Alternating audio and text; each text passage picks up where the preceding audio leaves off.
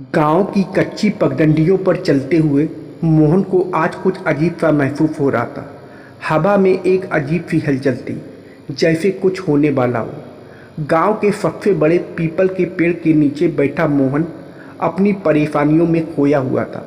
उसकी गरीबी और अभाव भरा जीवन उसे निराशा से भर देता था। हर दिन की तरह आज भी वह पेड़ के नीचे बैठकर सोच रहा था कि किस प्रकार वह अपने परिवार का भरण पोषण करेगा। मोहन का परिवार छोटा था, लेकिन उसकी जिम्मेदारियां बड़ी थीं।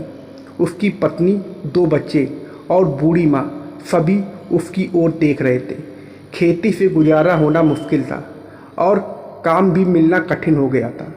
गांव के कई लोग शहरों की ओर पलायन कर चुके थे, लेकिन मोहन अपने गांव से बंधा हुआ था।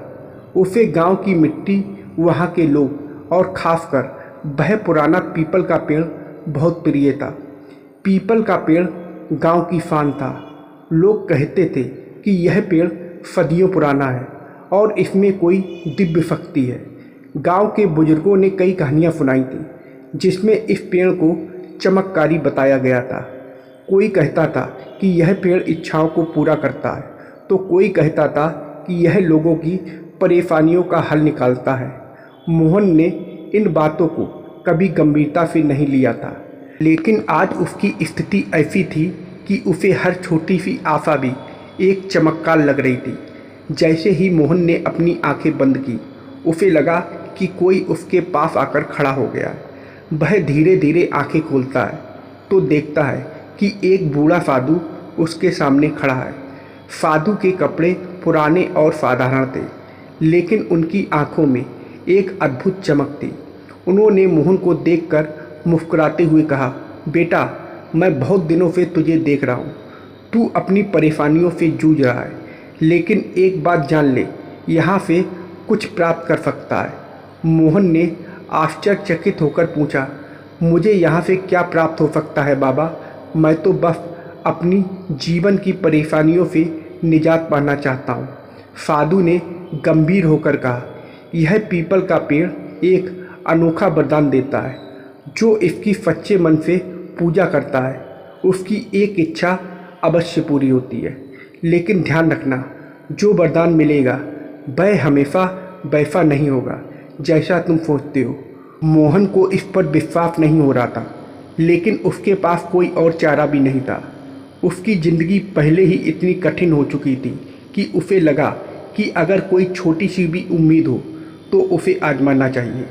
साधु ने मोहन को एक पूजा की विधि बताई और कहा कि अगली पूर्णिमा को उसे इस पेड़ की पूजा करनी होगी।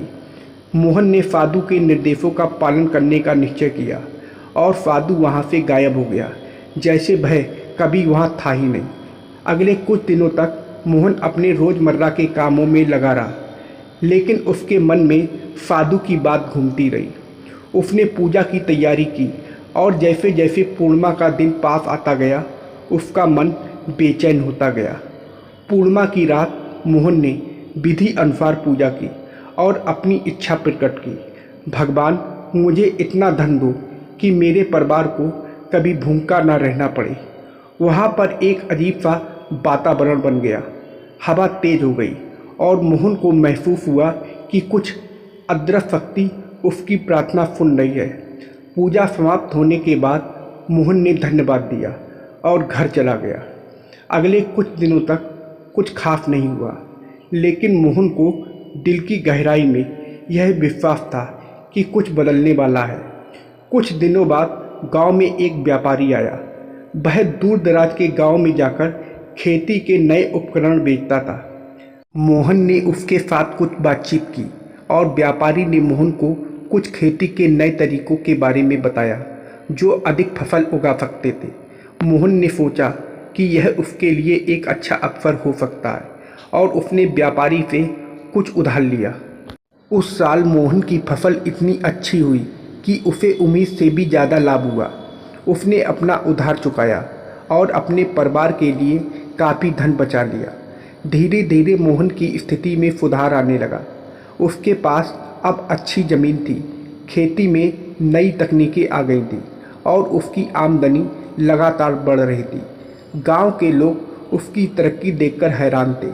मोहन अब गांव का सबसे समृद्ध किसान बन गया था। लेकिन जैसे जैसे उसके पास धन आता गया, उसकी लालच भी बढ़ती गई। वह और अधिक पैसा कमाने की सोचने लगा और उसके दिल से वह पुरानी सादगी और संतोष गायब होने लगा। मोहन को लगा कि उसने अपने परिवार के लिए जो किया है वह पर्याप्त नहीं है। उसने और अधिक संपत्ति बनाने के लिए जुआ खेलना शुरू कर दिया। उसने अपने खेतों का बड़ा हिस्सा बेच दिया ताकि वह जुआ में बड़ी रकम लगा सके। पहले कुछ समय तक उसने अच्छा मुनाफा कमाया, लेकिन फिर धीरे धीरे उसकी किस्मत खराब होने लगी। उसने जो कुछ कमाया था वह सब खोने लगा।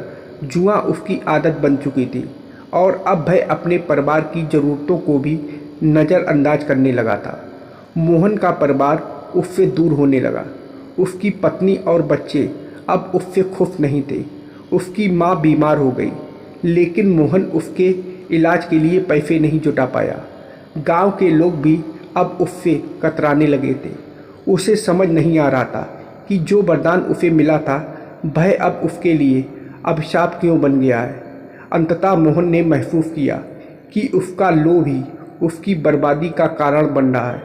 उसने सोचा कि वह फिर से पीपल के पेड़ के पास जाएगा और इस बार अपने पुराने जीवन की मांग करेगा। वह उसी पीपल के पेड़ के नीचे गया जहां उसे साधु मिले थे। उसने पेड़ के आगे हाथ जोड़कर कहा, हे ईश्वर, मैंने अपनी गलती स्वीकार की। मुझे फिर से वही सादगी भरा जीवन दे दो जो पहले था। मुझे इस दौलत की कोई ज़रूरत नहीं है, बस मेरा परिवार सुखी रहे। उस रात मोहन ने फिर से वही पूजा और प्रार्थना की।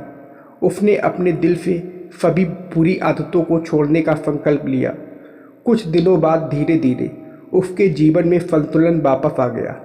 उसने जुआ छोड़ दिया, अपने बचे हुए खेतों पर मेहनत करना शुरू कर दिया और परिवार के साथ समय बिताने लगा। उसकी पत्नी और बच्चे भी धीरे धीरे उसके पास लौटने लगे। उसकी माँ का इलाज हुआ और वह स्वस्थ हो गई। मोहन ने अब समझ लिया था कि वरदान का सही उपयोग क्या होता है। उसे जो धन मिला था वह उसके लोभ ने नष्ट कर दिया। अब वह अपनी ज़िंदगी को संतोष और सादगी के साथ जीने लगा। गांव के लोग उसकी नई सोच से प्रभावित हुए और उसे एक बार फिर से आदर और सम्मान की दृष्टि से देखने लगे। मोहन ने यह सीखा कि असली वरदान वह नहीं होता है जो हमें धन देता है, बल्कि वह होता है जो हमें सही दिशा में ले जाता है। पीपल के पेड़ के नीचे बैठकर मोहन ने अपनी ज़िंदगी के हर पहलू को देखा। उसने महसूस किया कि वरदान की असली ताकत हमारे विचारों में होती है। अगर हम अपने मन को नियंत्रित कर सकें तो कोई भी वरदान हमें नुकसान नहीं पहुंचा सकता। तो दोस्तों, आप लोगों को यह कहानी कैसी लगी कमेंट करके ज़रूर बताइएगा और वीडियो को लाइक और सब्सक्राइब करना मत भूलिएगा। वीडियो को पूरा देखने के लिए आप लोगों का बहुत बहुत धन्यवाद।